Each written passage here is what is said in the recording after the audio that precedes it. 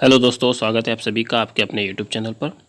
आज का वीडियो काफ़ी आईएमपी होने वाला है, तो वीडियो को एकदम लास्ट तक देखिएगा, क्योंकि आज इस वीडियो में हम देखेंगे MHLLB 5 ईयर के लिए कौन कौन से डॉक्यूमेंट्स लगते हैं, कैप रजिस्ट्रेशन के लिए कौन से लगेंगे और एडमिशन के लिए कौन से लगेंगे। तो चलिए शुरुआत करते हैं आज के इस वीडियो को। अगर आपको कोई भी डाउट है रिगार्डिंग टू डॉक्यूमेंट्स, आप डायरेक्टली हमारे कमेंट में कमेंट कर सकते हैं और इस वीडियो को आप ज़रूर सब्सक्राइब कर देना अगर आपको ये पसंद आया तो चलिए शुरुआत करते हैं आज के इस वीडियो को। सबसे पहले हम बात करेंगे कैप रजिस्ट्रेशंस के डॉक्यूमेंट्स की, और फिर हम बात करेंगे एडमिशन के वक्त कौन से डॉक्यूमेंट्स लगेंगे। ओके, तो कैप रजिस्ट्रेशन में आपको सबसे पहले जो डॉक्यूमेंट्स लगेगा वो होगा कैप एप्लीकेशन फॉर्म।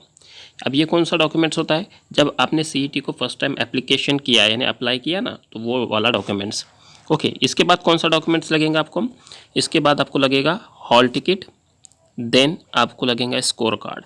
यानी आपने क्या किया था, CET को अप्लाई किया था, अप्लाई करने के बाद आपका हॉल टिकट आया, हॉल टिकट के बाद आपने एग्ज़ाम्स दी और उसके बाद आपका रिजल्ट आया यानी स्कोर कार्ड आया, ये वाला डॉक्यूमेंट्स। इसके बाद आपको लगेंगे SSC यानी आपके 10th के जो मार्क्स है वो उसकी मार्कशीट लगेंगे आपको। देन HSC यानी 12th की मार्कशीट लगेंगी।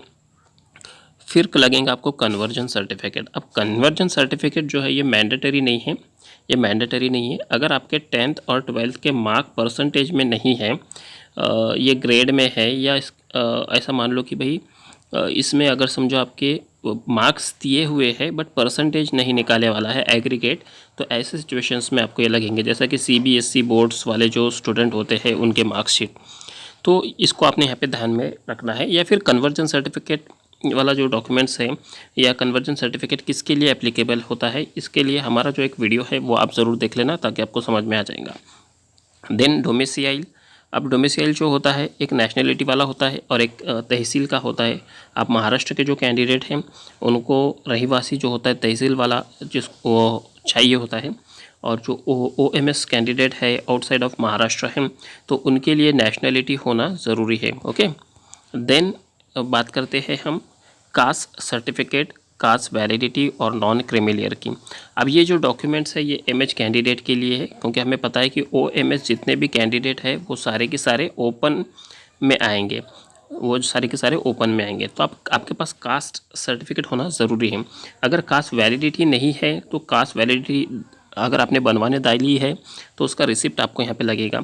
और सिमिलरली नॉन क्रिमिनल आपको लगेगा, इसका सर्टिफिकेट भी आपको लगेगा, बट नहीं है आपके पास और अगर आपने बनवाने डाली है तो उसका आपको क्या लगेगा, रिसिप्ट लगेगा, उसकी पावती लगेंगी आपको।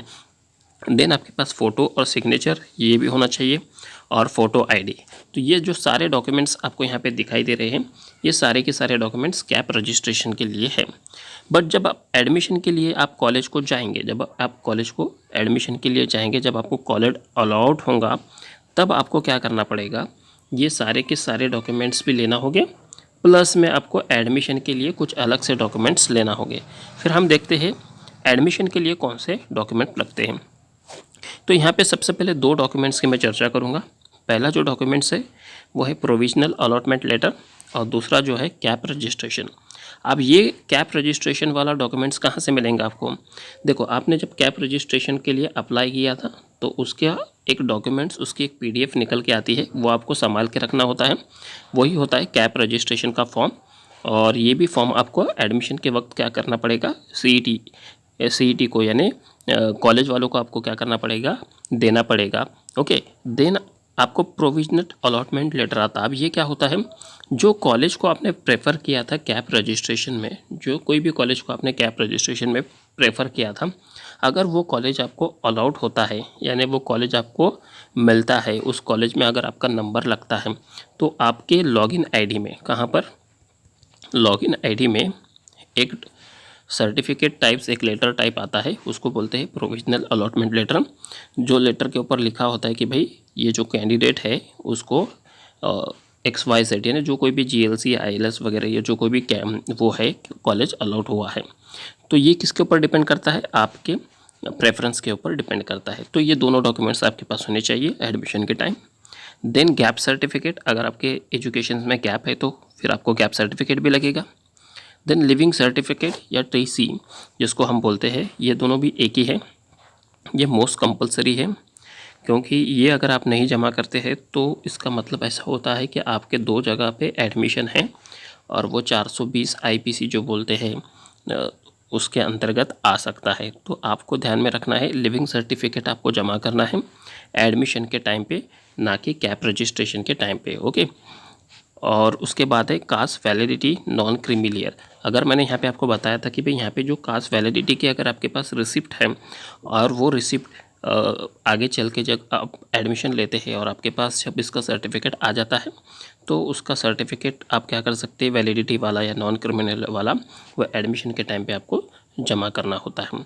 अगर इसके बाद भी नहीं आया आपके पास तो आपके पास सीईटी कुछ टाइम देती है, उस टाइम के भीतर आपको ये जमा करना होता है। सो आई होप आपको ये समझ में आ गया होगा। तो मेरे इस चैनल को ज़रूर सब्सक्राइब कर देना और चैनल को शेयर कर देना। Thank you to watching this video.